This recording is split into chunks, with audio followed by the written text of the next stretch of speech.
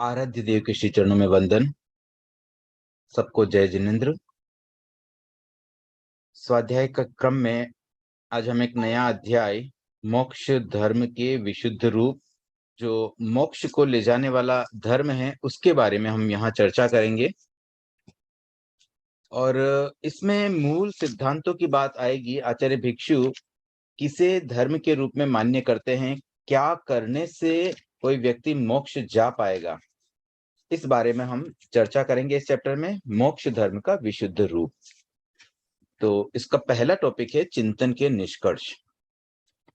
आचार्य भिक्षु ने जो भी चिंतन किया उसका एक सार, मतलब अब तक हमने जो भी स्टडी की, एक तरह से उसको हम समराइज करेंगे कि उनके अनुसार जो बातें सिद्धांतिक रूप से धर्म हैं वो क्या क्या है, और कौन सी बातें जो धर्म की श्रेणी में नहीं आती हैं, उन सब बातों को एक शॉर्ट फॉर्मेट में हम पहले समझते हैं। पहला था कि धर्म और अधर्म का मिश्रण नहीं हो सकता। ये बातें देखिए, अब ये क्यों आई ये बात, उसका भी कारण होता है। धर्म अधर्म में मिश्रण नहीं हो सकता है क्योंकि उस समय मिश्रण होता था। जब कोई चीज गलत दिखाई देती है तो उस पर टिप्पणी की जाती है, उस पर एनालिसिस किया जाता है। तो यहाँ भी परिस्थितियां कुछ ऐसी थी कि धर्म और अधर्म इन दोनों को मिक्स किया जा रहा था। तो आचार्य भिक्षु का ये मंतव्य था, ये कहना था कि धर्म और अधर्म ये दो अलग अलग बातें हैं। जहां धर्म है वहां अधर्म नहीं हो सकता, और जहां अधर्म है वहां धर्म नहीं हो सकता है। अगर हम दो बातों को मिक्स कर देंगे तो वो मिश्रण गलत होगा, ऐसा हो नहीं सकता है। या तो धर्म होगा या अधर्म होगा, दो में से कोई एक ही बात एक समय में पॉसिबल है। दूसरी बात उन्होंने कही निष्कर्ष की भाषा में, अशुद्ध साधन से साध्य की प्राप्ति नहीं हो सकती है। इससे पहले वाले चैप्टर में हमने साध्य साधन की जब मीमांसा की तो इस बारे में काफी विस्तार से चर्चा भी की थी कि अगर साधन अशुद्ध हो तो जो साध्य है, हमारा जो मूल साध्य है, उसी का अंत हो जाता है, साध्य बदल जाता है। तो अगर सही साध्य हमें पाना है, शुद्ध साध्य को हमें पाना है, तो उसके लिए साधन भी शुद्ध होना चाहिए। अशुद्ध साधन से साध्य की प्राप्ति नहीं हो सकती है। मतलब इसको हम ये कह दें कि हिंसा के द्वारा मोक्ष नहीं मिल सकता, पाप के द्वारा मोक्ष नहीं मिल सकता, असत प्रवृत्ति से मोक्ष नहीं मिल सकता। साध्य हमारा मोक्ष है, तो उसके लिए साधन भी पवित्र होना चाहिए, शुद्ध होना चाहिए। तीसरी बात उन्होंने कही, बड़ों के लिए छोटे जीवों की घात करना पुण्य नहीं है। ऐसा उस समय माना जाता था कि बड़े जीवों की रक्षा अगर होती है और छोटे जीवों का घात हो भी गया तो कोई खास बात नहीं, थोड़ा पाप लगा, अधिक पुण्य हो गया, अधिक धर्म हो गया। तो इस तरह से नेट रिजल्ट भी पुण्य नहीं मिल पाता है। जहां हिंसा है वहां पुण्य का कोई संबंध नहीं बसता। चौथी बात उन्होंने कही, गृहस्थ और साधु दोनों का मोक्ष धर्म एक ही है। मोक्ष एक ही है, वही लोक का टॉप पोर्शन, लोक में एक स्थान है जो सबसे ऊंचा है, उसके ऊपर और ऊपर जा नहीं सकते। उसके बाद अलोक प्रारंभ हो जाता है। तो लोक का जहां अंत होता है ऊपर की ओर ऊर्ध्व दिशा में, उस स्थान पर मुक्त आत्माएं जाकर टिक जाती हैं। तो वो जो स्थान है, या आत्मा की जो अवस्था है जिसे मोक्ष कहा जाता है, आत्मा की कर्म मुक्त अवस्था, उस रूप में मोक्ष, चाहे वो साधु के लिए हो चाहे श्रावक के लिए हो, दोनों एक हैं। ऐसा नहीं कि साधु तो चारित्र का पालन करते हैं, महाव्रतों का पालन करते हैं, स्ट्रिक्ट रूल्स फॉलो करते हैं, तो उनके लिए मोक्ष अलग होगा, और हम श्रावक क्योंकि हम अणुव्रती है, पूर्णव्रती नहीं है, तो हमारा मोक्ष अलग होगा। तो मोक्ष तो दोनों का एक ही है। और जब एक ही स्थान पर जाना है, एक ही अवस्था को पाना है, तो फिर धर्म भी एक होगा, उसका मार्ग भी एक होगा। तो जो मोक्ष धर्म है वो गृहस्थ और साधु दोनों के लिए एक है। ये बात बहुत महत्वपूर्ण है। कई व्यक्ति ऐसा मान लेते हैं साधु तो ऐसा नहीं कर सकते क्योंकि महाव्रती, लेकिन श्रावक अगर करे तो धर्म है। अगर साधु के करने में धर्म नहीं, तो श्रावक के करने में भी वो कार्य धर्म नहीं हो सकता। पांचवी बात कही गई है, अहिंसा और दया सर्वथा एक हैं। अहिंसा मतलब हिंसा न करना, किसी जीव को न मारना, न मरवाना और न ही अनुमोदन करना। तो जहाँ पर हिंसा का निषेध हो जाए वो अहिंसा है, और अहिंसा जहाँ है वहीं दया है। ये बात इसलिए कही गई कि उस समय दया को जीवों की रक्षा के लिए भी प्रयुक्त कर लेते थे, कि अगर हमने किसी जीव की रक्षा कर ली, उसकी जान बचा ली, किसी की जान बचाना भी दया माना जाता था, और आज भी माना जाता है। सबसे बड़ी बात, आज भी कई बातें एज इट इज प्रचलित है। आचार्य भिक्षु ने बहुत प्रयास किया, बहुत स्ट्रगल किया। उस समय जब ये बातें कही, उनका बहुत विरोध भी हुआ, फिर भी उन्होंने अपनी बात कही। लेकिन प्रॉब्लम ये है कि आज भी अनेक व्यक्ति उन्हीं भ्रांतियों के साथ जी रहे हैं। हाँ, हालांकि आचार्य भिक्षु के एफर्ट वेस्ट नहीं हुए। उनके कारण से कई व्यक्ति, हमारे जैसे कई व्यक्ति जो उनकी मान्यताओं को समझते हैं, मानते हैं और अपने जीवन में सम्यक्त्व लाने का प्रयास करते हैं। तो ऐसे व्यक्ति भी कई हैं, लेकिन आज भी अनेक व्यक्तियों में भ्रांतियां हैं। और इसीलिए मुझे लगता है कि आचार्य महाप्रज्ञ जी को इतने वर्ष बाद भिक्षु विचार दर्शन पुस्तक लिखनी हुई, और उन्होंने तो लिख ली, उनका देहावसान भी हो गया, लेकिन आज भी ये छपी हुई पुस्तक, पब्लिश्ड बुक लाखों लोगों का उद्धार करने वाली बन सकती हैं। अनेक व्यक्ति इसे पढ़ करके मिथ्यात्व छोड़ पाएंगे, सम्यक्त्व बन पाएंगे, अपनी आत्मा की शुद्धि कर पाएंगे, अपनी आत्मा को मोक्ष मार्ग की ओर ले जा पाएंगे, गलत भ्रांतियों को दूर कर पाएंगे। तो ये अपॉर्चुनिटी तो आज भी है। तो जो अहिंसा और दया को एक मानने वाली बात है, वो बात आज भी कई व्यक्तियों को समझने की जरूरत है। कई व्यक्तियों के मन में ये भ्रांति है। दया, दया मतलब किसी प्राणी को बचाना।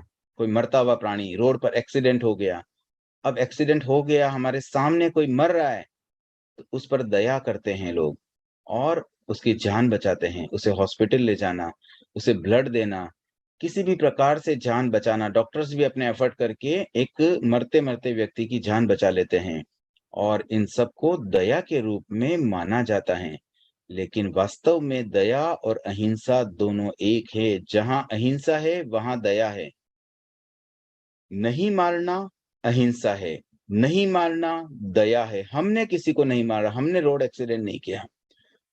हम जब गाड़ी चलाएं तो विवेकपूर्ण तरीके से चलाएं, ओवर स्पीड ना करें, केयरफुल रहें। ये अहिंसा है, ये दया है। बट अब कोई मर रहा है, कोई किसी और ने एक्सीडेंट कर लिया, वहां अगर हमने नहीं बचाया तो हमने दया नहीं दिखाई, ऐसा कहना उचित नहीं है। जिसने देख लिया उसे ही दया करनी है, ऐसा भी हम नहीं कह सकते हैं, क्योंकि देखने वाले तो कई मिल सकते हैं। और जिसे हम नहीं देख पाए, क्या उस पर दया नहीं करनी चाहिए? तो इसमें बहुत सारी भ्रांतियां हैं, उस पर हम और विस्तार से अध्ययन करेंगे इस चैप्टर में। फिलहाल इतना सा समझते हैं कि अहिंसा और दया ये दोनों सिमिलर है। जहाँ अहिंसा वहाँ दया, जहाँ दया वहाँ अहिंसा। अहिंसा के बिना दया नहीं हो सकती, और दया वहीं होगी जहाँ अहिंसा होगी। दोनों में अविनाभाव संबंध है। इसके बाद छठा पॉइंट बताया, हिंसा से धर्म नहीं होता। उस समय मान्यता थी, आज भी मान्यता है। आज भी हिंसा करके धर्म किया जाता है और उसे धर्म माना जाता है। कई व्यक्ति जो मूर्ति पूजक होते हैं, मूर्ति की पूजा करते हैं, पूजा में सावध्य सामग्री का प्रयोग करते हैं, फूल चढ़ाते हैं, भगवान को फूल चढ़ाते हैं। भगवान कौन? भगवान तो वो है जो केवल ज्ञानी है, वीतरागी हैं। दो तरह के भगवान होते हैं इस संसार में। एक तीर्थंकर अरिहंत, जो 4 कर्मों का क्षय करके वीतरागी तो बन गए, केवल ज्ञान भी प्राप्त कर लिया, किंतु अभी भी 4 कर्म शेष हैं। उन्हें पूरा करने के बाद ही वो मोक्ष जा पाएंगे। जो अभी मोक्ष नहीं गए हैं किंतु वीतराग को प्राप्त कर लिया, राग द्वेष से मुक्त हो गया, एक तो वो भगवान होते हैं। जैसे भगवान महावीर जब तीर्थंकर बन गए, जब केवल ज्ञानी बन गए, उसके बाद उन्हें भगवान के रूप में माना गया। उनके उपदेशों को पत्थर की लकीर मानी गई।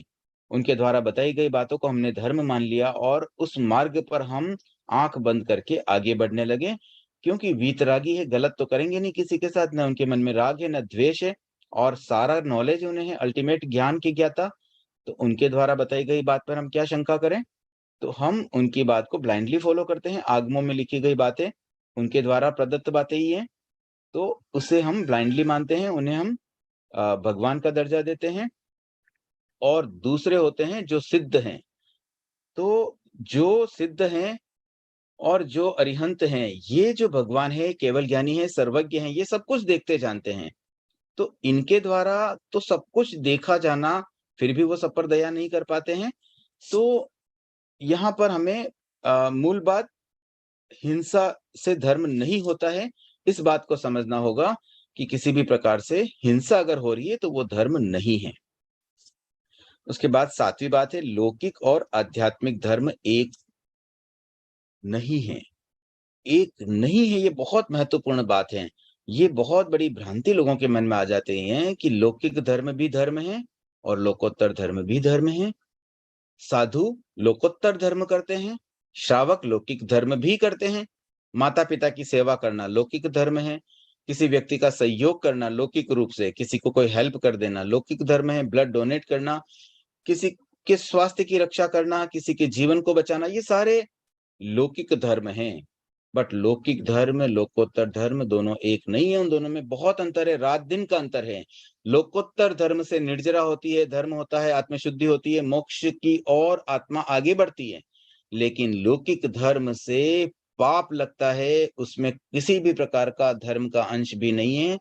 तो ये बहुत मेजर डिफरेंस है, लेकिन व्यवहार में लौकिक धर्म, लोकोत्तर धर्म दोनों को एक कैटेगरी में मान लिया गया है और ये इतनी बड़ी भ्रांति है जिससे मिथ्यात्व भी आ सकता है, सम्यक दूर हो सकता है, सम्यक जा सकता है। तो बहुत केयरफुली हमें इस बात को भी समझना होगा। वैसे इस बारे में काफ़ी चर्चा ऑलरेडी हो चुकी है। फिर भी जहाँ-जहाँ, जैसी-जैसी बातें आएगी हम उन्हें पुनः दोहराते रहेंगे। रिवीजन करना भी अच्छा होता है। एक बात को बार-बार करते रहने से वो बातें हमारी पक्की हो जाती हैं। तो हमें इस बारे में भी थोड़ा-सा और चिंतन और स्टडी करने की आवश्यकता है कि लौकिक और आध्यात्मिक धर्म 2 अलग-अलग वस्तुएँ हैं, ये दोनों एक नहीं है, इन दोनों में बहुत बड़ा डिफ़रेंस है, रात-दिन जैसा अंतर है। और 8वीं बात कही गई, आवश्यक हिंसा अहिंसा नहीं है।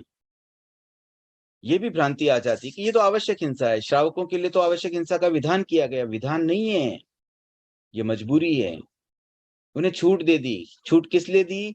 कि उसके बिना उनका काम नहीं चल सकता है। तो बात ये आती है कि अनावश्यक हिंसा से बचें। ये नहीं कहा गया कि आवश्यक हिंसा करें। एट लीस्ट अनावश्यक हिंसा से तो बचें। कहा तो ये जाता है कि हिंसा करनी ही नहीं। किसी भी प्रकार की हिंसा करना अच्छा नहीं है, हिंसा धर्म नहीं है। लेकिन श्रावकों के लिए विधान इस रूप में है कि एट लीस्ट आप अनावश्यक हिंसा से तो बचो। साधुओं के लिए तो हिंसा करनी ही नहीं, पूरी तरह से निषेध। लेकिन श्रावकों के लिए अनावश्यक हिंसा का निषेध है। यहाँ निषेध हिंसा का है, हिंसा करने का कहीं विधान नहीं आता है कि श्रावकों को आवश्यक हिंसा करना अलाउड है, अलाउड कहीं नहीं है। अनावश्यक हिंसा करने से उन्हें बचना चाहिए, ये बात आती है। तो आवश्यक हिंसा को भी अहिंसा नहीं माना जा सकता, वो भी हिंसा ही है। तो इस तरह से ये चिंतन के निष्कर्ष की कुछ बातें हमने जानी। और एक बात ध्यान रखें कि जब हम कुछ स्टडी करते हैं, तो पढ़ना बहुत आसान होता है। ज़्यादातर व्यक्ति पढ़ने के लिए एफर्ट करते हैं, लेकिन उसके आशय को समझना, उसके मीनिंग को समझना, वो बातें हमारे लिए लाइफ में कहाँ फिट होती है, उसका हमारी लाइफ में क्या इम्पोर्टेंस है और कहाँ हम उसे प्रयोग में ला सकते हैं, उन बातों पर एफर्ट नहीं होते हैं। जबकि एफर्ट होने चाहिए उन्हीं बातों पर। 4 लाइन पढ़ ली, पढ़ने में कोई खास बात नहीं है, लेकिन उसका आशय समझ लिया, उसे जीवन में अपना लिया, तो कभी-कभी 4 पढ़ी हुई पंक्तियाँ भी जीवन को परिवर्तित करने वाली बन जाती हैं। तो एफर्ट हमारा केवल पढ़ने में न हो, उसके आशय को समझने में और उसे जीवन में अपनाने में भी होना चाहिए। लिखना, सामान्यतः कई व्यक्ति लिखते हैं, लेखक होते हैं, कविताएँ लिखते हैं, तो लिखने में एफर्ट होना वो कॉमन बात है। कोई भी व्यक्ति लिखने में एफर्ट कर लेता है, चलो मैं कुछ लिख देता हूँ, मैंने कुछ पंक्तियाँ लिखी, कुछ कविता लिखी, कहीं पब्लिश भी कर दी, किसी व्हाट्सएप ग्रुप में भी डाल दी। लेकिन लिखने से पहले तथ्यों का संकलन, बहुत सारी सामग्री इकट्ठी करना और तब लिखना, तो उससे और अच्छी कविता बन सकती है, अच्छा लेख बन सकता है। उस पर एफर्ट इतना नहीं होता है। व्यक्ति क्या सोचता है, मेरे माइंड में जितना कुछ है मैं उससे ही लिख लूँ। अपने विचारों को पेपर पर उतारना, उस पर प्रयत्न बहुत से व्यक्ति करते हैं। लेकिन अपने विचारों को परिष्कृत करना, उसमें नए-नए ज्ञान की बातें ऐड करना, अपने ज्ञान का विकास करना और तब लिखना, ये अधिक महत्वपूर्ण बन जाता है। तो हमारा एफर्ट केवल लिखने में न हो, बल्कि यथार्थ तथ्यों के संकलन में, अपनी ज्ञान वृद्धि में भी हो। इसी प्रकार से जब हमारे साथ कोई अन्याय होता है, तो वो अन्याय न हो उसके लिए हम एफर्ट करते हैं, लेकिन दूसरों के प्रति न्याय हो, इस बात के एफर्ट कम होते हैं। तो हमारा दृष्टिकोण ऐसा होना चाहिए कि हमारे साथ अन्याय न हो, ये बात तो ठीक है, हम उस पर तो एफर्ट करें ही, लेकिन कुछ एफर्ट उस बात पर भी हो जाए कि किसी अन्य व्यक्ति के साथ भी न्याय हो जाए, दूसरों के साथ भी न्याय हो। तो ये जो कुछ छोटी-छोटी बातें हैं, इन्हें भी अगर हम ध्यान में रखें, तो हमारा पढ़ना, लिखना आदि बहुत अधिक सार्थक बन सकता है। स्वाध्याय का अर्थ केवल पढ़ना नहीं होता है, पढ़ लिया सफिशिएंट नहीं है, उसे आत्मसात करो, उसे जीवन में अपनाओ, तब जाकर के वो पढ़ा हुआ कुछ यूज़फुल बन पाता है, उपयोगी बन पाता है। तो मोक्ष धर्म के विशुद्ध रूप के रूप में हम अब आगे का पॉइंट लेते हैं। मिश्र धर्म की हम थोड़ी चर्चा करेंगे कि मिश्र धर्म क्या है और इसमें क्या भ्रांतियाँ हैं। देखो, हमें भ्रांतियों को पकड़ना होगा और एक बात हमेशा ध्यान रखें, जब कोई भ्रांति वाली बात आती है तो ये भी कभी हमें मानना होगा कि कहीं हम में भ्रांति न हो।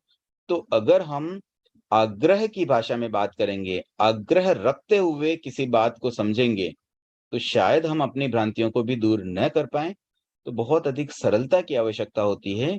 इन बातों को सुनना है, समझना है और सरलता द्वारा उसे अ, चिंतन करना है और सोचना है कि कहाँ पर हम सही है, कहाँ हम गलत हैं। कई बार ऐसा भी हो सकता है कि वर्षों से हमारे मन में, मतलब बचपन से ही हमारे मन में कुछ ऐसी भ्रांतियाँ बैठी हुई हैं और उन्हें तोड़ना इतना आसान नहीं होता है। तो वो तभी टूटेगी जब हम अनाग्रह भाव से बातों को समझेंगे। तो हमें आग्रह को छोड़ना होगा, अनाग्रह भाव से चीज़ों को समझना है और सत्य को पकड़ने का प्रयास करना है, क्योंकि अल्टीमेटली अगर हमें मोक्ष जाना है, तो सही तथ्य, सही सत्य को जाने बिना हम मोक्ष जा नहीं पाएँगे। तो उद्देश्य हमारा अगर क्लियर है, तो हमें ईगो भी छोड़ना पड़ेगा, आग्रह भी छोड़ना पड़ेगा और तब जाकर के हम इन भ्रांतियों को दूर कर पाएँगे। तो हम प्रयास करें कि हमारे में अगर कोई भ्रांति है, हमारी कोई धारणा गलत है, तो उन कॉन्सेप्ट्स को भी हम सुधारने का लक्ष्य रखें। कहीं कोई बात समझ में आ जाए तो उसे तुरंत एक्सेप्ट भी कर लें और कोई बात समझ में न आए तो और समझने का प्रयास करें और लक्ष्य रखें। शायद मैं आपको जो बात बताऊँ, वो मेरी अल्प बुद्धि से मैं इतना न समझा पाऊँ, तो और बहुश्रुत साधु-साधियों से समझने का प्रयास करें। स्वयं चिंतन करें, कई बार तो स्वयं चिंतन करते-करते भी बातें समझ में आ जाती हैं, तो हम उस लक्ष्य से अगर आगे बढ़ेंगे, तो ये जो चैप्टर है मोक्ष धर्म का विशुद्ध रूप, ये मैं बहुत ख़ास मानता हूँ, क्योंकि अल्टीमेटली इन बातों को जानने से ही हम मोक्ष को अचीव कर पाएँगे। तो जो व्यक्ति आत्मदृष्टि वाले हैं, मोक्ष दृष्टि वाले हैं, मोक्ष को लक्ष्य बनाने वाले हैं, वो विशेष रूप से इन बातों को बहुत गहराई से समझने का प्रयास करें। और अब हम आगे बढ़ते हैं मिश्र धर्म की बात। ये मिश्र धर्म क्या होता है? देखिए, 2 चीज़ों में जब मिलावट होती है, तो वो मिश्र हो जाता है। आजकल देखिए, मनुष्य आपस में बहुत व्यक्तियों से मिलते हैं, हम भी मिलते हैं, कई व्यक्तियों से मिलते हैं, अलग-अलग अवसरों पे, कभी शादी आदि प्रसंगों में किसी से मिलना हो जाता है, कभी धार्मिक स्थलों पे मिल लेते हैं। आजकल पर्यटन भी बहुत बढ़ गया है, विदेश की यात्राएँ बढ़ गई है, लोग विदेशों में जाते हैं, अलग-अलग प्रकार के लोगों से मिलते हैं, तो ये मनुष्यों में मिलन वाली बात है। तो 2 मनुष्य जब मिलते हैं, अब किसी की संस्कृति कैसी होती है, किसी का कल्चर कैसा होता है, तो जब आपस में मिलते हैं तो हम एक-दूसरे की चीज़ें शेयर भी करते हैं। कई बार कोई व्यक्ति मान लीजिए दक्षिण भारत में गए, साउथ इंडिया में गए, वहाँ का खान-पीन होता है मान लीजिए इडली, डोसा आदि, तो वहाँ का खाना भी लोग पसंद करते हैं। चलो वहाँ गए हुए तो वहाँ का खा लें, राजस्थान में रहते हैं तो दाल-बाटी भी खाते हैं। तो ये भी एक कल्चर में मिक्सिंग वाली बात व्यवहार में अच्छी लगती है। अच्छा भी लगता है एक-दूसरे से मिक्स होना, एक-दूसरे से बात करना, एक-दूसरे की भाषा को समझना, जानना। ये एक चीज़ व्यवहार में चलती है, लोक में चलती है, संसार में चलती है। दूसरी, वस्तुओं में मिलावट भी आजकल बढ़ गई है, कि दूध में पानी मिलना, अशुद्ध आहार, मतलब जैसे दालें होती है, दालों में कंकर की मिलावट या किसी भी प्रकार से इवन केमिकल की मिक्सिंग बहुत हो गई आजकल। जब कोई चीज़ें उगती है, प्लांट्स उगते हैं तो उसमें केमिकलों का प्रयोग होता है ताकि उसकी उपज बढ़ जाए। क्वांटिटी ज़्यादा आती है तो ज़्यादा इनकम हो जाती है। तो इस तरह की मिलावट वाली वस्तुएँ भी बहुत चल रही है। तो उस मिलावट को हम अच्छा नहीं मानते हैं। वो मिलावट तो अप्रामाणिकता वाली बात आ जाती है। तो कहीं मिलावट अच्छी भी है, तो कहीं मिलावट खराब भी है। संसार में दोनों तरह की चीज़ें चलती हैं, लेकिन आध्यात्म में मिलावट को अच्छा नहीं माना जा सकता है। तो धर्म में अगर मिलावट आ जाए, तो वहाँ मिथ्या दृष्टि आ जाती है, सम्यक्त्व खंडित हो जाता है और ये होने से मोक्ष मार्ग विचलित हो जाता है, मोक्ष मार्ग में बाधा आ सकती है। तो किस तरह की मिलावट धर्म में चलती है या चलती थी, उस बारे में हम थोड़ी चर्चा करते हैं। तो मोस्ट पॉपुलर जो प्रचलित मिथ्या धारणाएँ थी, वो किस तरह की थी? जैसे यज्ञ के बारे में एक बात चलती थी कि यज्ञ जब करते हैं तो उसमें धर्म भी होता है और पाप भी लगता है, क्योंकि जब अग्नि जलाते हैं यज्ञ में, तो उससे पाप तो लगता है लेकिन उससे धर्म भी होता है। ऐसी मान्यता थी और आज भी है। आज भी शादी-विवाह आदि प्रसंग में यज्ञ जैसा ही होता है, बीच में आग लगाई जाती है, दूल्हा-दुल्हन को बिठाया जाता है, उनके माता-पिता भी बैठते हैं, यज्ञ में आहुति दी जाती है, तरह-तरह की वस्तुएँ उसमें विसर्जित की जाती है, घी डाला जाता है उसमें और उसमें हिंसा होती है। हम जैनी हैं, हम समझते हैं कि 6 काय जो होते हैं उसमें अग्नि काय, तेजस काय, उसके रूप में वहाँ हिंसा भी हो रही है।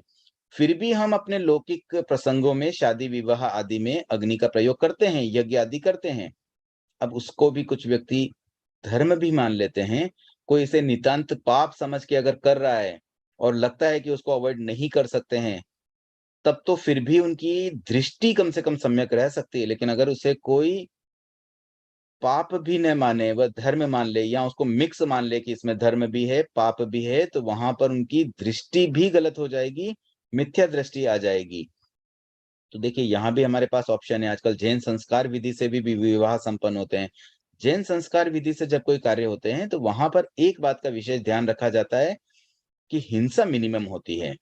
सावध्य द्रव्यों का प्रयोग नहीं होता है। जो सचित्त वस्तुएँ होती है, उनका प्रयोग नहीं होता है और सांसारिक परंपराओं को निर्वहन करने के लिए जो कार्य करने चाहिए, वो तो होते ही है, साथ में मंत्रोच्चारण होता है, तो एक पवित्र वातावरण भी बन जाता है। तो ये भी एक करणीय कार्य कह सकता हूँ मैं श्रावकों के लिए। वैसे ये भी मोक्ष मार्ग तो नहीं है, लेकिन एट लीस्ट अधिक हिंसा वाले कार्यों से, अनावश्यक हिंसा से बचने का एक अवसर मिल जाता है। तो जैन संस्कार विधि का भी अगर प्रयोग किया जाए, तो ये भी अच्छा है। तो यज्ञ में धर्म और पाप दोनों की जो बात चलती है, वो भी एक मिथ्या धारणा है। इसी प्रकार से बड़े जीव पर दया से पुण्य और छोटे जीवों के घात से पाप, इस तरह से ये जो मिक्स होती है चीज़ें, उसे मान कर के ये कह दिया जाता है कि पाप थोड़ा, पुण्य अधिक, इसलिए करने में दिक्कत नहीं है, ये भी एक मिथ्या धारणा है। असंयति को दान देने में भी धर्म-अधर्म दोनों माना जाता है। जैसे संयमी कहते हैं ना, असंयति एक तो होते हैं जो बिल्कुल असंयमी होते हैं, दूसरे होते हैं जो संयमी होते हैं जैसे साधु और हमारे जैसे श्रावक वो पार्टली संयमी हैं, जिसको संयमी भी कहते हैं। तो अगर हम असंयमी को कुछ खिलाएँ, जैसे कोई श्रावक हमारे घर आ जाए, उन्हें कुछ खिलाएँ, तो उससे भी मिश्र धर्म मान लिया जाता है कि उसमें धर्म भी है, अधर्म भी है। तो ये भी एक भ्रांति है। तो इस तरह की कुछ मैंने एग्ज़ाम्पल्स दिए हैं मिश्र धर्म की, और भी कई बातें हो सकती हैं। तो आचार्य भिक्षु ने इन बातों का खंडन किया कि मिश्र धर्म जैसा कुछ होता ही नहीं, धर्म में कोई मिलावट नहीं चलती। या तो कोई क्रिया धर्म है या कोई क्रिया धर्म नहीं है, 2 बातें अलग-अलग नहीं हो सकती। बस इसी बात को हमें थोड़ा समझना होगा। देखिए, धर्म करने के लिए क्या करना होता है? उसके लिए जो करनी है, जो कार्य करणीय हैं, वो अधर्म के लिए नहीं हो सकती हैं। धर्म की करनी है अहिंसा, सत्य, तो जहाँ अहिंसा है, वहाँ धर्म है और जहाँ हिंसा हो गई, वहाँ अधर्म हो गया। अब कोई कहे हिंसा के साथ धर्म, तो ये बात बैठती नहीं है। हिंसा जहाँ हुई, वहाँ तो अधर्म हो गया। तो कोई कार्य से या तो अधर्म ही होगा या धर्म ही होगा, 2 में से कोई तीसरा ऑप्शन होता नहीं है। तो जैसी करनी होगी, वैसा उसका रिज़ल्ट होगा। जैसा हम क्रिया करेंगे, उसके अनुरूप हमें फल भी मिल जाएगा। तो अगर हमने धर्म का कार्य किया तो उससे धर्म होगा और अधर्म का कार्य किया तो उससे अधर्म होगा। मिश्र धर्म जैसा कुछ हो नहीं सकता। 2 क्रियाएँ कभी साथ में नहीं होती है। कैसे नहीं होती है? जैसे अ, मान लीजिए कोई व्यक्ति नदी में खड़ा है, तो नदी में नीचे पानी ठंडा है, तो उसे ठंड लग रही है पैरों में और ऊपर धूप भी निकली हुई है, तो सिर पर धूप आ रही है, गर्मी लग रही है। तो कोई व्यक्ति इसका अगर अनुभव करे, तो वो कह दे कि मुझे तो सर्दी-गर्मी दोनों का साथ में एहसास अनुभव हो रहा है, तो 2 क्रियाएँ तो साथ में हो गई है। ऐसा ही एक व्यक्ति ने किया था, भगवान महावीर के निर्वाण के कोई 200 से 250 साल बाद की बात है। एक मुनि हुए थे, गंग मुनि। गंग मुनि एक बार विहार कर रहे थे और उन्हें नदी को पार करने का प्रसंग आया। तो नदी पार करते-करते उनके पैरों में तो ठंडा-ठंडा पानी से ठंड लग रही थी और ऊपर धूप पड़ रही थी, तो धूप से उनका सिर पूरा गर्म हो गया। तो उन्होंने अनुभव किया कि मुझे तो सर्दी-गर्मी दोनों साथ में अनुभव हो रही है, और भगवान महावीर ने कहा कि 2 क्रियाएँ कभी साथ में हो नहीं सकती। तो उन्होंने कहा ये तो भगवान महावीर की गलत बात समझ में आती है, मुझे ये बात मैं मान्य नहीं कर सकता हूँ। तो उन्होंने अपना एक मत चला दिया कि 2 क्रियाएँ भी साथ में हो सकती हैं। द्विक्रियवाद का उन्होंने प्रतिपादन कर दिया, और वो निन्हव कहलाए। निन्हव वो होते हैं जो मूल धर्म से विचलित होकर के गलत सिद्धांत की प्ररूपणा कर देते हैं, और एक तरह से वो धर्म से च्युत हो जाते हैं। तो ऐसे ही एक निन्नहो गंग मुनि हुए, उन्होंने इसी बात को लेकर के अपनी एक मिथ्या धारणा बनाई और नए सिद्धांत का प्रतिपादन कर दिया। ये बात अलग है कि बाद में वो पुनः धर्म में फिर से आ गए, अपनी बात को सही मतलब अपनी गलती को स्वीकार करके प्रायश्चित लेके पुनः वो धर्म संघ में आ भी गए। तो ऐसी गलती हमसे भी हो सकती है, हम 2 क्रियाओं को अगर साथ में मान लें, तो वहाँ पर धर्म-अधर्म को भी साथ में माना जा सकता है कि इसी कार्य में कुछ पार्टली धर्म हो रहा है, पार्टली अधर्म हो रहा है। बात पे भी थोड़ा चिंतन करने की अपेक्षा है। जैसे कंप्यूटर में बहुत सारे काम साथ में होते हैं, इवन मोबाइल पर भी हम व्हाट्सएप पर चैट भी कर रहे हैं, साथ-साथ में बात भी कर रहे हैं, तो 2 चीज़ें साथ-साथ में हो रही है। ऐसे अनेक क्रियाएँ हम देखते हैं कि साथ-साथ में होती हैं। लगता तो हमें ऐसा है कि ये साथ-साथ में होती है, लेकिन आप किसी कंप्यूटर इंजीनियर से बात करें, कोई सॉफ्टवेयर डिज़ाइनर से बात करें, तो उसमें जो कोडिंग लिखा जाता है, वो कोडिंग के द्वारा ही एग्ज़ीक्यूशन होता है, और वो कोडिंग का पैटर्न ऐसा रहता है कि 2 क्रियाएँ कभी साथ में नहीं हो सकती हैं। एक टास्क जब कंप्लीट होता है, प्रोसेसर पर एक टास्क जब चल रहा होता है, तो दूसरा टास्क वेटिंग में रहता है, और फिर जब दूसरा टास्क पर काम होता है, तो पहला टास्क वेटिंग में चला जाता है। लेकिन ये इतना फ़ास्ट होता है कि हमें लगता है मानो दोनों क्रियाएँ साथ-साथ में चल रही है। तो ये भी हमारी एक समझने की भूल हो जाती है, वास्तव में 2 क्रियाएँ कभी साथ में होती नहीं हैं। इसी प्रकार से इंद्रियों का प्रयोग भी हम साथ में नहीं कर सकते। आँखों से जब हम देखते हैं, कानों से हम सुनते हैं, नाक से सूँघते हैं, हमें ऐसा लगता है कि हम साथ में कर पा रहे हैं। हम सुन भी रहे हैं, देख भी रहे हैं, सूँघ भी रहे हैं, स्वाद भी ले रहे हैं, सारी क्रियाएँ साथ में कर लेते हैं। कई व्यक्ति टीवी देखते-देखते खाना खाते हैं, उन्हें लगता है कि भई हम खाना भी खा रहे हैं, स्वाद भी साथ में ले रहे हैं, आँखों से हमने टीवी भी देख ली, तो ये तो दोनों क्रियाएँ साथ में हो रही है, लेकिन वास्तव में दोनों क्रियाएँ साथ में होती नहीं हैं।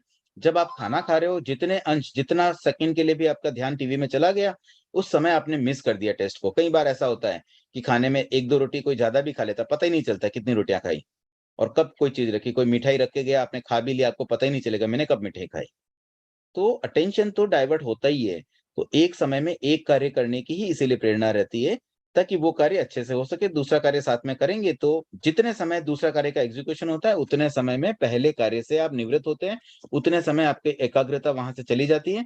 तो ये फैक्ट है कि इंद्रियों का प्रयोग साथ में नहीं हो सकता है, 2 क्रियाएँ साथ में नहीं हो सकती, इसी प्रकार से धर्म और अधर्म भी साथ में नहीं हो सकता है। और लौकिक और लोकोत्तर धर्म को एक मानना भी बहुत बड़ी एक भ्रांति है। मिथ्या दृष्टि व्यक्ति ही लौकिक धर्म, लोकोत्तर धर्म को एक मानते हैं। वो ऐसा कह देते हैं कि कोई बात नहीं, धर्म तो है ना, लौकिक है तो क्या हुआ? मैं ये धर्म कर रहा हूँ, चलो इसको लौकिक नाम दे देता हूँ, लेकिन धर्म है। एक्चुअली लौकिक धर्म, धर्म नहीं होता है, वो तो अधर्म की श्रेणी में आता है। इसलिए लोकोत्तर धर्म और लौकिक धर्म के अंतर को समझते हुए हमें मिश्र धर्म से बचने का प्रयास करना चाहिए। अब मान लीजिए कोई व्यक्ति क्रोध करता है, तो क्रोध कब करना चाहिए? अब कई व्यक्ति कहते हैं, "भई मैं तो गुस्सा करता नहीं हूँ, लेकिन मेरे साथ कोई रॉन्ग करता है तो फिर मैं नहीं छोड़ता हूँ।" मतलब मुझे गुस्सा तभी आता है जब मेरे साथ कोई गलत करता है, गलत बात मैं सहन नहीं कर सकता हूँ। तो भई गलत बात अगर आप सहन नहीं कर सकते हो तो गुस्सा तो तभी आएगा, कोई अच्छा करेगा तो क्या ज़बरदस्ती उस पे गुस्सा करोगे? हम जानते हैं कि क्रोध करना अच्छा नहीं है, तो वो किसी भी परिस्थिति में अच्छा नहीं है। चाहे सामने वाले की गलती हो या न हो, सामने वाला कोई गलती कर रहा है तब आप क्रोध करो और बोले नहीं इसमें मेरी क्या गलती है? ये तो अच्छा ही हुआ, उसने गलती की इसलिए मैंने क्रोध किया, बाकी मैं कहाँ क्रोध करता हूँ। तो इस रूप में क्रोध करना भी अच्छा नहीं माना जा सकता है। जैसे हिंसा करके धर्म करना अच्छा नहीं है, वैसे ही ये बात भी मैच हो गई कि क्रोध भी किसी भी परिस्थिति में नहीं किया जा सकता। कोई हमारे साथ गलत करे तब भी हमें क्रोध नहीं करना है। हमें धर्म अगर करना है तो हम हिंसा कर ही नहीं सकते हैं। तो इस बात को ध्यान में रख कर के हम मिश्र धर्म से बचने का प्रयास करें। या तो कोई बात धर्म होगी या अधर्म होगी, जहाँ हिंसा है वहाँ धर्म हो ही नहीं सकता। और इस तरह से अगर हम इस बात को समझ लें, इस पे अगर कोई जिज्ञासा आएगी तो वो भी हम अंत में आज रखेंगे ही। तो फिलहाल हम अगले टॉपिक की ओर बढ़ते हैं, धर्म की अविभक्तता। धर्म को विभाजित नहीं किया जा सकता, 2 भागों में नहीं बाँटा जा सकता है। जैसे साधु धर्म, श्रावक धर्म, साधु का धर्म अलग, श्रावक का धर्म अलग, ऐसा हम नहीं कह सकते हैं, क्योंकि मुक्ति का मार्ग तो सबके लिए एक है। श्रावक और साधु में बेसिक डिफरेंस इतना ही है कि साधु महाव्रतों का पालन करते हैं, वो पूरी तरह से शुद्ध आचरण करते हैं, वो मोक्ष जाने के लिए पूरी तरह से जागरूक है, पूर्ण विवेक से वो मोक्ष जाने की क्रियाओं में लग गए हैं। लेकिन श्रावक अभी भी कुछ पार्ट में ही उस ओर आगे बढ़ पाए हैं। मार्ग दोनों का एक है, साधु थोड़ी तीव्र गति से आगे बढ़ रहे हैं और श्रावक थोड़ी धीमी गति से आगे बढ़ रहे हैं। तो उसे हम ये भी कह सकते हैं कि 2 मालाएँ हैं, बड़ी माला साधु की, छोटी माला श्रावक की। बट अल्टीमेटली मोक्ष का मार्ग दोनों के लिए एक है। ऐसा नहीं कि श्रावक के लिए अलग कार्य करनी हो जाए और साधु के लिए अलग कार्य करनी हो जाए। तो दैट मीन्स रिजल्ट ये निकलता है कि जो कार्य साधु नहीं कर सकता है, वो कार्य अगर श्रावक भी करता है तो वो धर्म नहीं हो सकता है। एक कार्य अगर साधु के लिए धर्म नहीं है तो वो श्रावक के लिए भी धर्म नहीं हो सकता है। फिर भी अगर श्रावक कर रहे हैं तो उसे धर्म समझ के उसे नहीं करना चाहिए, क्योंकि श्रावक तो धर्म और अधर्म दोनों क्रियाएं करते हैं, साथ में तो नहीं करते हैं, लेकिन अलग-अलग समय में कभी वो धर्म करते हैं, कभी अधर्म करते हैं। तो जिस कार्य में अधर्म हो उसे अधर्म मानना चाहिए और जिस कार्य में धर्म हो उसे धर्म मान लेना चाहिए, क्योंकि धर्म तो दोनों के लिए एक ही है। साधु जो होते हैं ना, वो मोक्ष जाने के लिए आतुर रहते हैं, तो उनके सारे कार्य मोक्षार्थी वाले होते हैं, मोक्ष को पाने की इच्छा रखने वाले होते हैं। लेकिन श्रावक प्योर मोक्षार्थी नहीं होते हैं, उनके लिए अर्थ और काम का भी कामना रहती है उनकी। तो अर्थ और काम के भी अर्थी होते हैं, इसलिए वो कई ऐसी क्रियाएँ करते हैं जो धार्मिक नहीं होती है। जैसे आवश्यक हिंसा करते हैं, तो आवश्यक हिंसा भी अधर्म है, आवश्यक हिंसा भी हिंसा है। धर्म के लिए हिंसा की कोई आवश्यकता मानते हैं, तो वह भी मिथ्या दृष्टि है। किसी भी रूप में हिंसा को मान्य नहीं किया जा सकता है। तो ये जो बात चलती है कि श्रावक जैसे गाय को रोटी दें, तो वो तो धर्म है, लेकिन साधु गाय को रोटी दे तो वो धर्म नहीं है। ये भी बात गलत हो जाएगी। अगर साधु गाय को रोटी नहीं खिला सकते हैं, तो दैट मीन्स श्रावक भी गाय को रोटी देंगे तो उसमें धर्म नहीं है। ऐसी अनेक भ्रांतियाँ हम में फैली हुई है। आज भी कई व्यक्ति गाय को रोटी देने में धर्म मानते हैं। देखिए, गाय को रोटी देना लौकिक धर्म हो सकता है, लेकिन आध्यात्मिक धर्म नहीं है। साधु केवल आध्यात्मिक धर्म करते हैं, वो सांसारिक धर्म नहीं करते हैं। गाय को रोटी देने से संसार बढ़ेगा, उसे मोक्ष नहीं मिलेगा। इसका मतलब ये नहीं कि गाय को रोटी देने का निषेध है। निषेध करना भी पाप है, मनाही नहीं है, लेकिन सही फैक्ट को जानना आवश्यक है। उससे क्या मिलने वाला उस बात को समझना आवश्यक है। गाय को रोटी देंगे, उसका पेट भरेगा और वो तृप्त हो जाएगी, यहाँ तक सब ठीक है। लेकिन ऐसा करने से हमें मोक्ष मिल जाएगा, हमें स्वर्ग मिल जाएगा, ये धारणा हमारी गलत हो सकती है। इस बात पर हमें थोड़ा-सा ध्यान देना चाहिए। महात्मा गांधी ने भी इस बात पर फोकस किया था कि जैसे किसान आदि जो अनिवार्य हिंसा करते हैं, उसे अहिंसा नहीं माना जा सकता है। हम उसे क्षमा कर देते हैं क्योंकि वो अनिवार्य है, लेकिन क्षम्य होते हुए भी वो अहिंसा नहीं बन सकती है। हिंसा तो हिंसा ही रहेगी।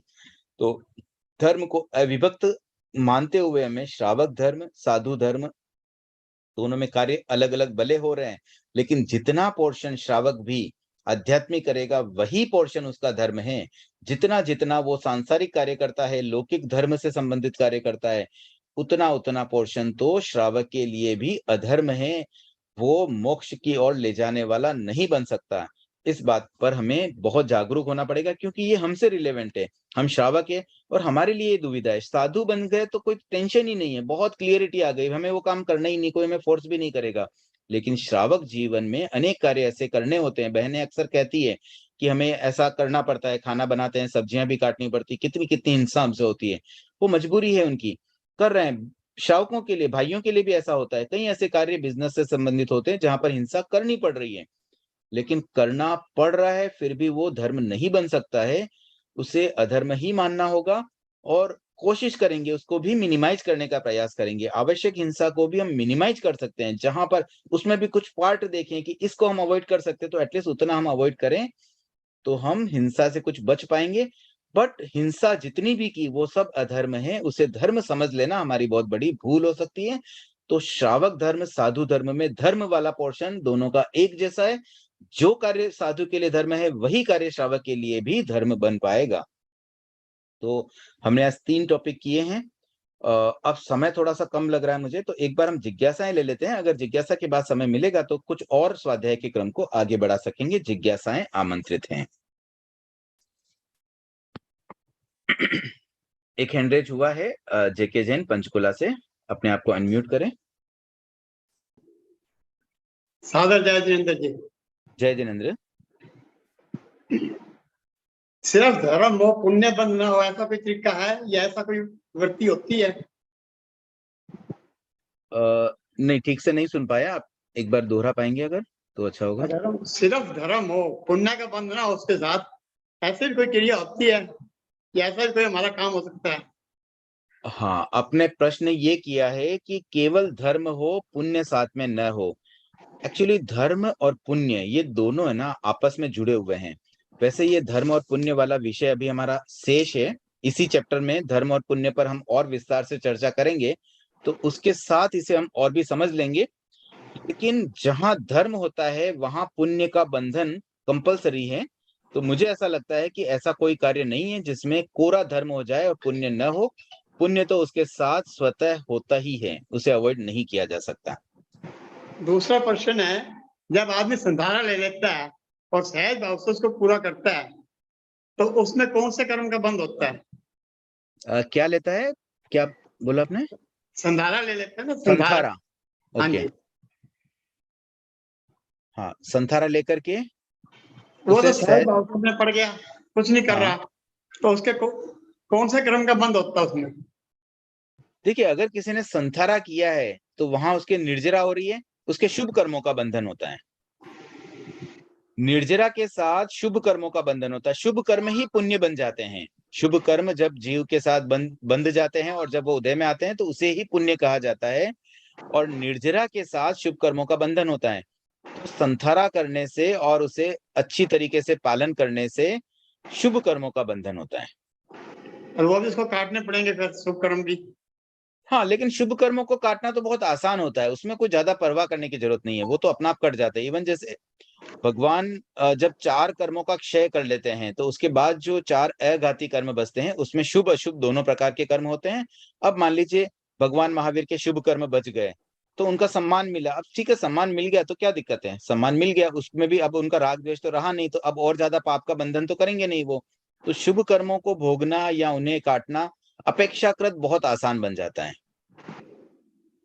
एक इसमें शब्द आया जी, लाइन है, दूसरे महायुद्ध के बाद मिलों की यात्रा बढ़ी है, ये पेज 96 पे है विश्व धर्म में। द्वितीय ईश्वरवाद के बाद क्या किसकी यात्रा बढ़ी है? दूसरे महायुद्ध के बाद मिलों की यात्रा बढ़ी है। हाँ, मिलों की यात्रा मतलब यात्राएं बहुत बढ़ गई है। पहले कैसा होता था ना कि लोग ज्यादा बाहर नहीं जा पाते थे। अब ठीक है, आजकल ठीक। विदेश यात्राएं, एक दूसरे से मिलना वो बहुत बढ़ गया है। दूर दूर जा पाना वो संभव हो गया है। तो अहिंसा और दया के बारे में एक बार फिर जानना चाहूंगा, अगर उचित लगे, समय का वो हो तो। ठीक है, अहिंसा दया की बात भी एक बार, एक और जिज्ञासा है, उसको उसको करने के बाद हम फिर से इस पर चिंतन कर लेंगे। और कोई जिज्ञासा आपकी है? अहिंसा दया के अलावा और कोई जिज्ञासा है? नहीं, आभार। ठीक है, तो बबीता जी आप अपने आप को अनम्यूट करें और पहले उनकी एक जिज्ञासा देख लेते हैं, फिर अहिंसा दया पर भी समय की अनुकूलता के अनुसार बात करने का लक्ष्य रहेगा। हाँ, नहीं जी, ये एक्चुअली लोकित और लोकोत्तर धर्म का है।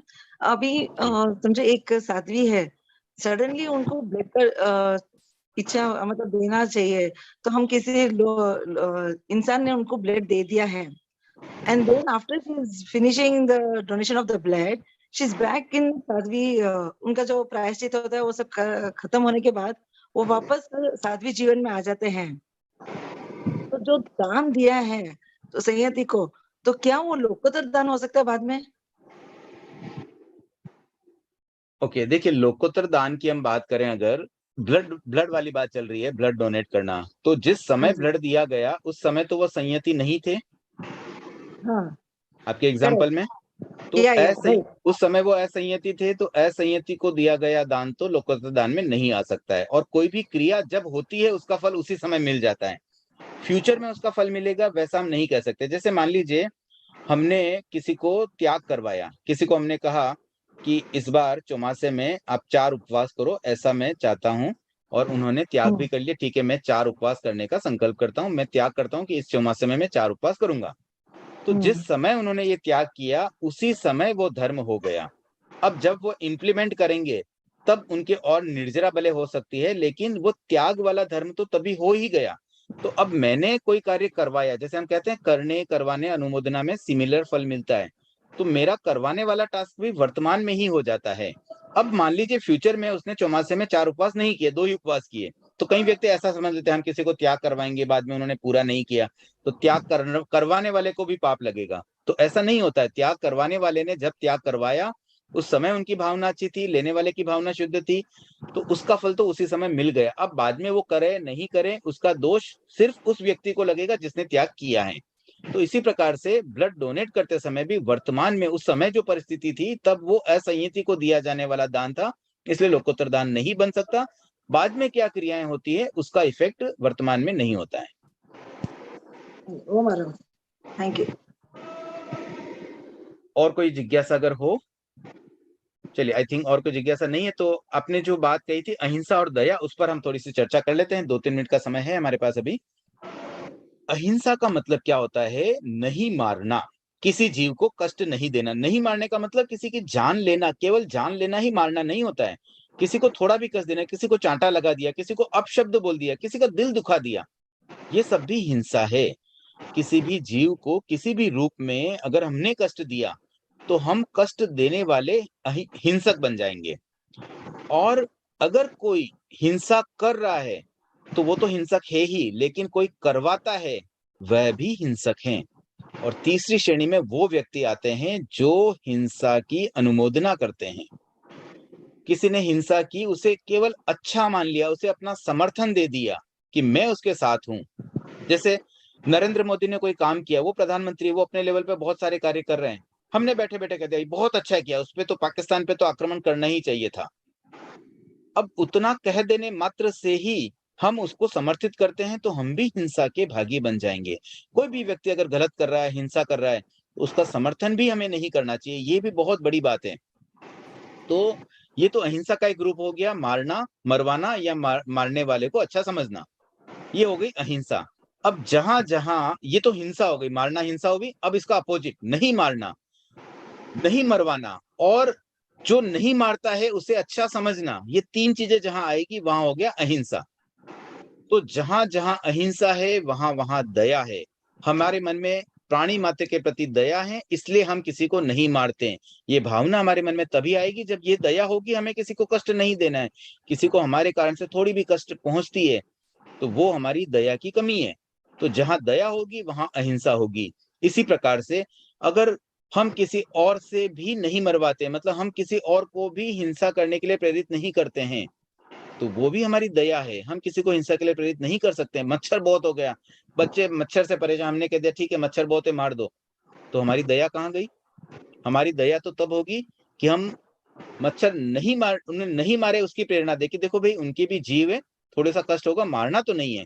कुछ अहिंसक तरीके से उन्हें दूर किया जा सकता है, वो एक अलग बात हो जाती है। लेकिन उन्हें कष्ट हो वैसे प्रेरणा देना भी दया की भावना नहीं है। तो जहाँ-जहाँ अहिंसा वहाँ-वहाँ दया, जहाँ-जहाँ दया वहाँ-वहाँ अहिंसा। कोई किसी को मार रहा है, हम लोग कहते हैं भैया मत मारो इसको, क्या फायदा होगा तुम्हें, और वो मारता रहता है और हम अलग हो जाते हैं, फिर क्या रहेगा उसमें? जितना-जितना हमने उन्हें समझाने का प्रयास किया, वो हमारी अहिंसा की प्रवृत्ति थी। हमने उसको जब-जब समझाया, जितनी देर समझाया, फिर भी वो न समझे और वो हिंसा करे, ये उसका लुकआउट है। हमारा लुकआउट तो उतना ही था कि हमने उसे अहिंसा के लिए प्रेरित किया, तो प्रेरणा देना अहिंसा का रूप है। दया का कोई रोल नहीं रह जाता इसमें फिर। बस वह दया ही है, हमारी दया थी तभी हम जहाँ-जहाँ अहिंसा वहाँ दया है ही साथ में। हमने अगर उसे हिंसा न करने के लिए प्रेरित किया, दैट मीन्स हमारी दया भावना है वो। कृतज्ञ उसकी। तो समय भी हो गया है, आज के लिए हम इतना ही रखते हैं और इस अध्याय को कल और आगे बढ़ाएंगे। आप पढ़ने का क्रम जरूर रखिए, रीड करना भी जरूरी है, रीड करेंगे और बाद में सुनेंगे तो जल्दी समझ में आएगा और जिज्ञासाएं भी जल्दी जल्दी आती है दिमाग में। तो इस बात के साथ मैं यहीं विराम देता हूँ। ओम अरहम, जय जिनेंद्र।